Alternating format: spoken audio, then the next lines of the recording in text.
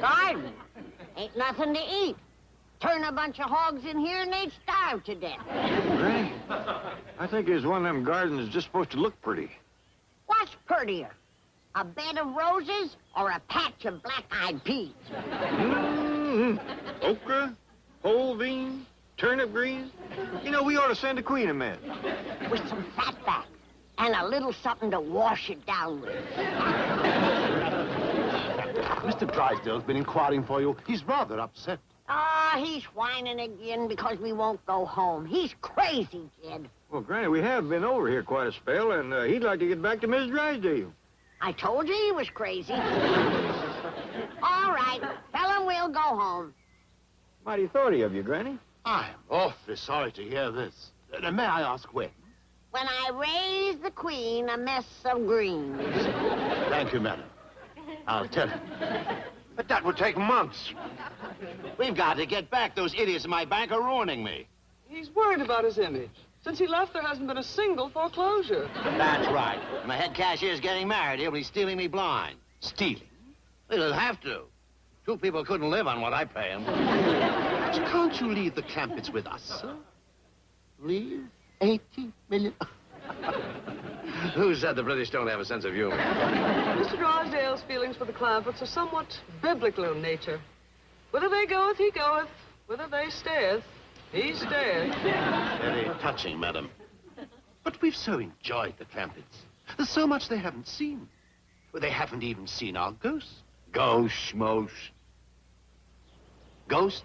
Oh, yes, sir. Like all English castles, we have one in residence.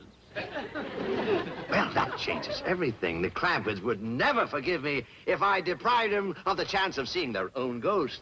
Would they, Miss Hathaway? Especially Granny. She's fond of ghosts?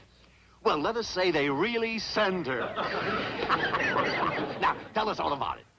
Well, sir, the story of Lady Clementine Clampett is quite a sad.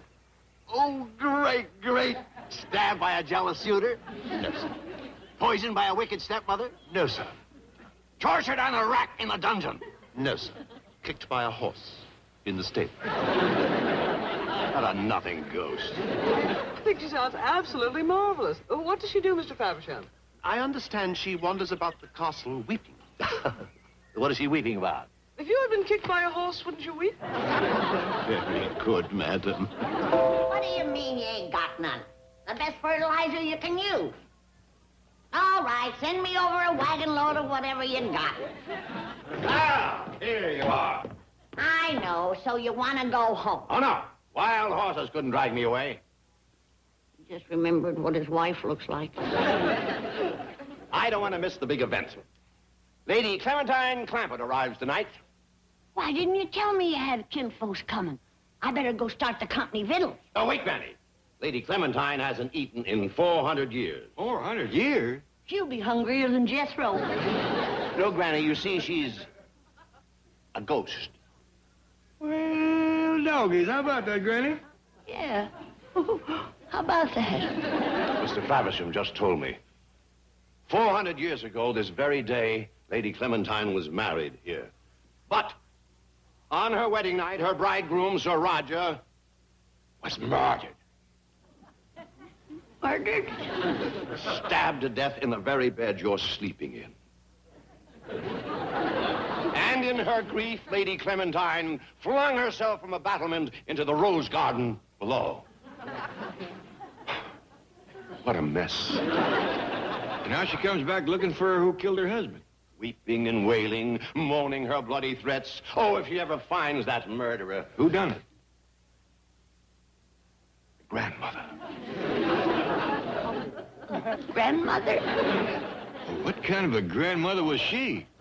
Well, according to Mr. Faversham, she was just about your size, Granny. You know, Jed, I've been awful selfish. Selfish? Keeping this poor man from his beautiful wife. Let's go pack. Now, wait, Granny, you ain't leaving just on account of this ghost. Oh, of course not. I'd just love to stay and get my head bashed in by one of your bloodthirsty relatives. Oh, now, wait. Granny. Granny, wait a minute. California, here we come, right back where we started from. Where about? What are you all dancing about? Oh, bad news, bad news. It always affects me this way. We're going home. We can't go home. I'm still paying court to yon fair maid over to the next castle. Court's adjourned. The ghost of Clampett Castle walks tonight, and Granny is terrified. A ghost, is that all? Hey, I'll fix that. Jethro, wait. What are you going to do? Talk Granny out of it. I read up on these here castle ghosts, and all you got to do is hold a sea ants and exercise the rascal. Jethro, listen. Now, don't worry. We ain't gonna have to go home. I'll flush him out. But Jethro, you're not a medium. I know. I'm large.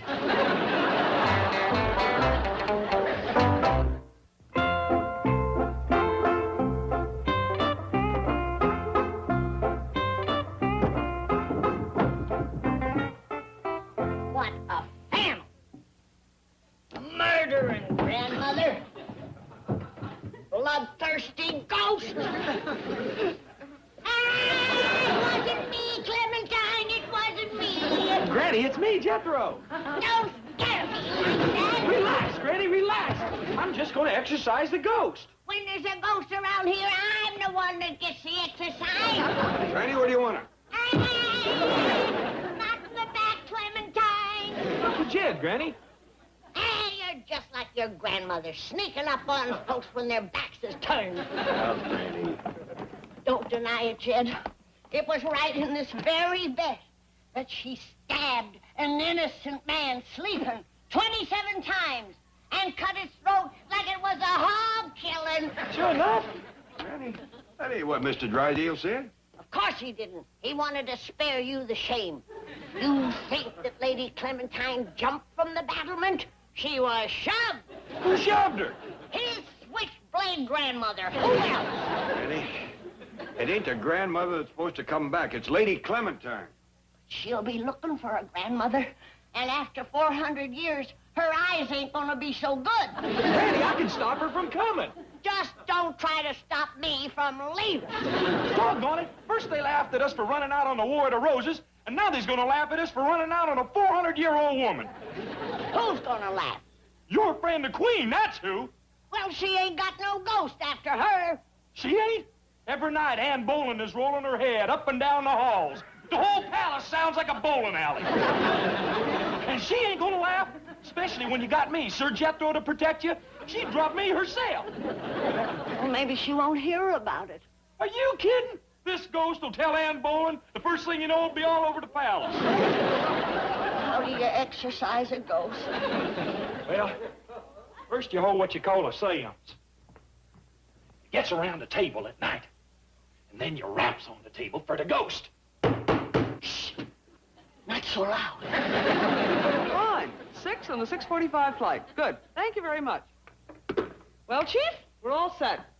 But are the Clampetts all set? We's all set, Mr. Drysdale. We're leaving? No, we're staying. Jethro said he's going to hold the sea ants to get rid of the ghost for Granny. Oh, but Mr. Clampett, really? You don't think he can get in touch with the ghost? Oh, but Jethro's right at home in the Twilight Zone. I guarantee you he'll contact the ghost. Right, Lady Miss Hathaway? Well, you ain't scared of ghosts, Miss Jane. Oh, no, just certain flesh and blood types. Good, good. Well, I'll see you at the sea ant. You can bet on that. Oh, and Mr. Clampett, why don't you let all the servants have the night off? You know ghosts, they hate crowds. It might help Jethro. Well, that's mighty thoughtful of you, Mr. Drysdale. Did you hear that? Now, hear this. I will have no part of this dastardly scheme to frighten Granny. I will not be the ghost. You'll be this ghost, or you'll be a real ghost. It's a long drop from that battlement. No, wasn't. Never mind the flattery. You have some shopping to do in town, Lady Clementine.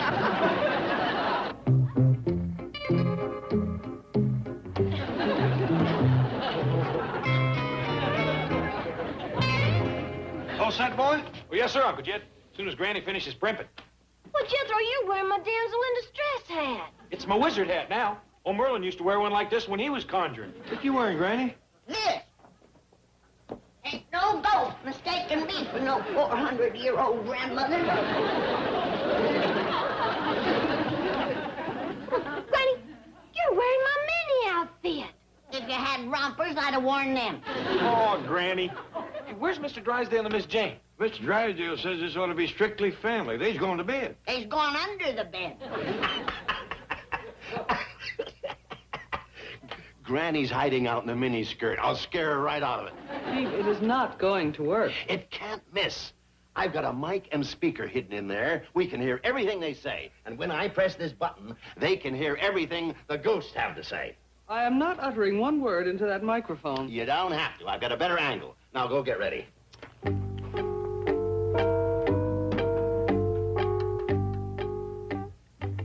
Can I talk to the ghost, Pa? I wouldn't count on it, Ellie.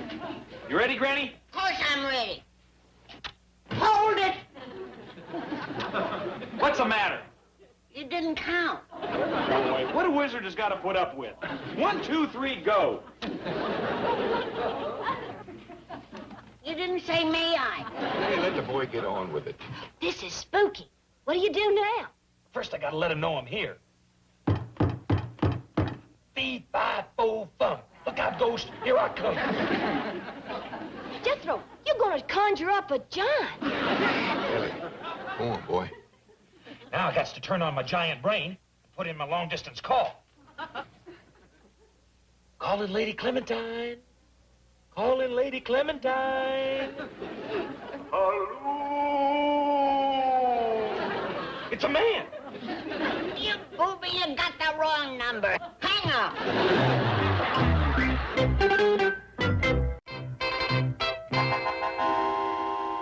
To whom do you wish to speak? Is Lady Clementine there? No, she's on her way to the Clampett Castle. Is there a message? Yeah. Would you mind telling her that she's dead? Dead? I'm the one who's dead. Who are you? I'm her husband, Sir Roger. Jed, he stirred up a whole nest of them. And who might you be? Me? Oh, I'm just a friend of the family. You yellow belly. The lady I hear. Who is she? That's Granny. That's Granny. Oh, the grandmother. You blabbermouth, I'm gonna kill you. And she will. Struck me down in my prime 27 times on my wedding night. But I ain't the one. My wife will decide that. She'll be there any moment. Hurry up, halfway. I'm telling you, I ain't the one. Do you still carry that knife? I got something better than a knife buster. Granny, mister, I wouldn't say no more. My wife will do my talking. And this'll do mine. Gee, what happened? Hey. What exploded? Granny, She has a gun? a cannon. Does it? Come in, Sir Roger. Hello. Sir Jethro D. Bodine calling Sir Roger. Come in, Sir Roger. Yeah, come on in. I'll give you another helping of rock salt and bacon rind. How could you make her put that thing down? Lady Clementine will be coming through that door in a second now. Excuse me, Sir Roger. Ladies first. Hey, you can't shoot Lady Clementine. She's kinfolks. I'll hit her off. Lady Clementine! Hey, Lady Clementine! Granny, give me the gun. That's perfect. Here, help me into this thing, chicken. Granny has a gun. Mr. Clampett has the gun. Where are you going? I'm off to see the wizard. Hey, Lady Clementine! Lady Clementine! Sir Jethro D. Bodine calling. I got a surprise for you. Your husband's been murdered again.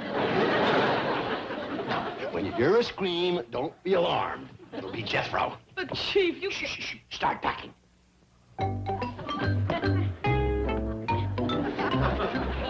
Now, Granny, I've gone along with you and Jethro on this ghost business, but this has gone too far. Now, will you please give me the gun? Look.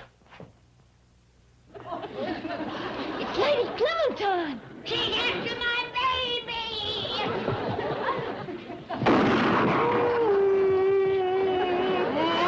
Lady Clementine? Wait. I'm just a friend of the family.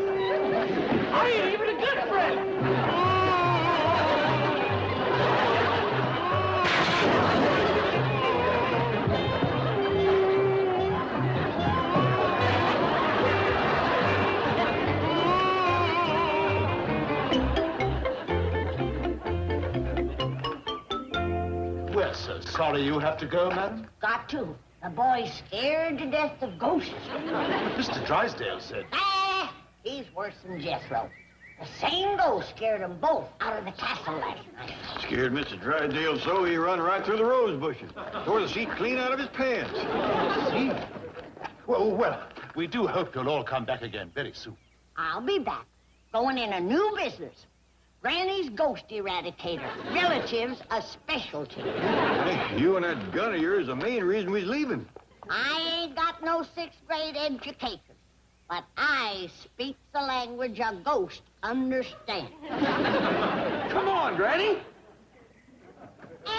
Lady Clementine ain't gonna get you. Faversham, everybody! Faversham!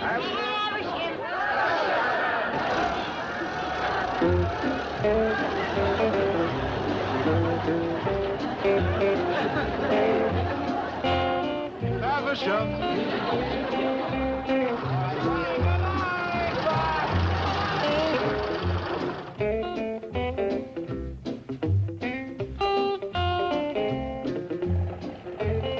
There's something wrong. Folks here in London are still staring and pointing at us. Yeah. And Queen Elizabeth herself said she'd tell them we didn't chicken out on the War of the Roses. Right, we want it fair and square. Yes, well, that's why they're pointing at you. It's not the finger of shame, it's the finger of fame. You're celebrities now. Doggy. Oh, I didn't get to make Queen Elizabeth like the rest of you. It was a mighty high honor, Ellie. Well, still plenty of time before the airplane leaves. Jethro, drive us over to Buckingham Palace. No, I mean, you can't see the Queen without an appointment. We'll take our chances. A fine mess you've got us into now. It was your idea that I impersonate Queen Elizabeth, not mine. Jethro, please don't go to Buckingham Palace. Drive straight to the airport. Why, Mr. Drysdale? Tell her, Miss Hathaway. What? The chief didn't want to come right out and say it, but the Queen has probably heard about Sir Jethro running from the ghost. Oh, that's right. And she'll probably take away his knighthood. Can she do that? If she can drub you, I reckon she can undrub you. Yes, and when she undrubs you, she'll hit you with the sharp edge of the blade. Jethro, you dumb old black knight coward. You done kept me from meeting the Queen. Don't get upset, Ellie. We'll have Jethro to wait in the truck whilst the rest of us go in and see Her Majesty. Mr. Drysdale can't go. He run from the ghost, too. Oh, you're right, Sir Jethro. Oh, I was a craven coward. And if the Queen sees the rest of you drive up to the palace with me, she'll throw everyone in the dungeon. Mr. Drysdale, I mean this in the friendliest way. But would you please jump? Granny, we all come here together, and we're all leaving together. Drive straight to the airport, boy.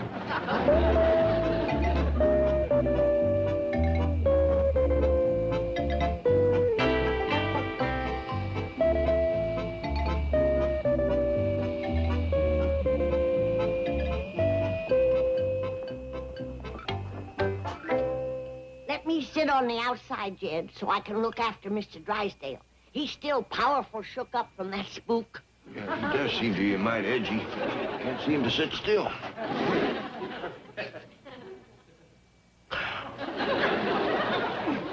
Relax, Lady Clementine. You only have to sit for 6,000 miles. Very fun.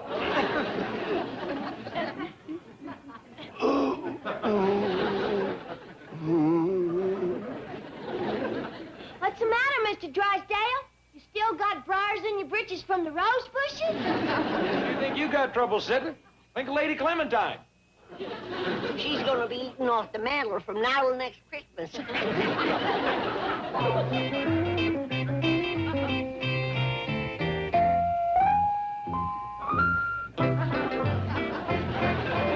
Jed, you look like you seen a ghost. Now, Granny, you know ghosts don't ride in no airplane, don't you?